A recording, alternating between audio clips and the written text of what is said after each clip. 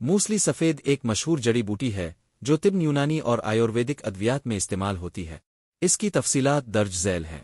ایک پہچان: موسلی سفید ایک جھاڑی نما پودا ہے جس کی جڑیں لمبی، سفید اور گانٹھ دار ہوتی ہیں۔ اس کے پتے لمبے اور گھاس کی شکل کے ہوتے ہیں جبکہ اس کے پھول سفید رنگ کے ہوتے ہیں۔ دو مختلف زبانوں میں نام: اردو/ہندی موسلی سفید، عربی صف السفید، انگریزی سیف، سنسکرت سوامی موسلی سویٹا، پنجابی سفید موسلی، گجراتی موسلی پاؤڈر۔ 3 ذائقہ: موسلی سفید ہلکی میٹھی اور قدرے نشاستہ دار ہوتی ہے، بعض اوقات اس میں ہلکی تلخی بھی محسوس کی جاتی ہے۔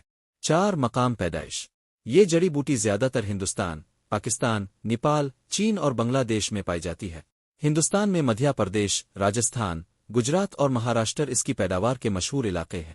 5 مزاج: یونانی طب کے مطابق گرم وتر، آیورویدک طب کے مطابق شکتی دھاری اور وجورک طاقت بخش۔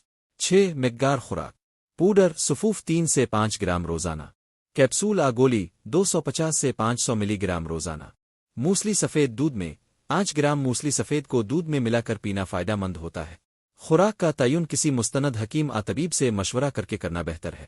7 فوائد: قوت اور جنسی صحت میں اضافہ، جسمانی کمزوری اور تھکن کو دور کرنا۔